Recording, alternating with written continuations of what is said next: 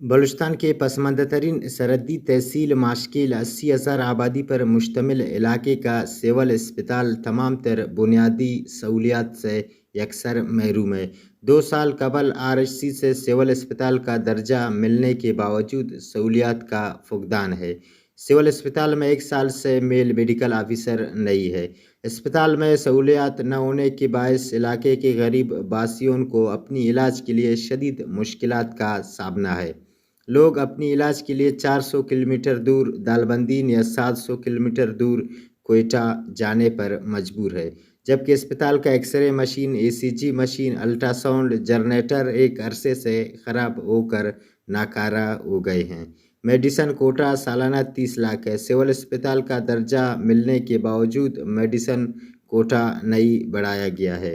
80,000 آبادی پر مشتمل علاقے میں میڈیسن کوٹا نہ ہونے کے برابر ہے۔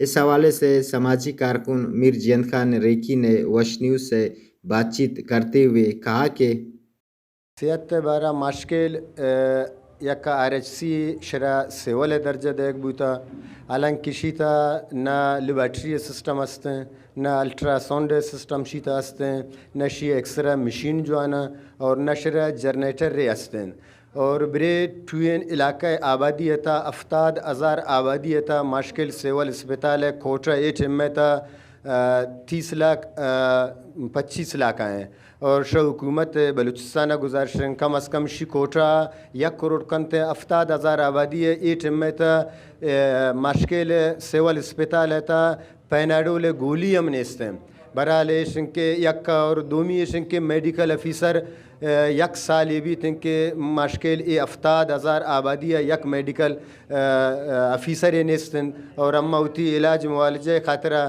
یا FC روان یا شدہ ہوتی بیمارانا ریفر کنن دیمی دالبندین یا کوئٹہ دیم شدیں شاہ حکومت بلوچستانہ ہمیں دزبندین کے خدا را مشکل ایک پسماندہ علاقے اسی کم از کم ہمیں اسپتال سیول اسپتال ہمیں سہولتانا بریبر کن۔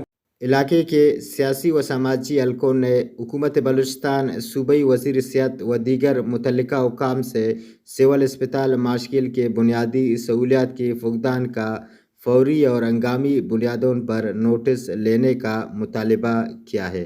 رپورٹنگ اور کیمرہ ٹیم کے ساتھ نصیر کبدانی، وش نیوز، ماشکیل۔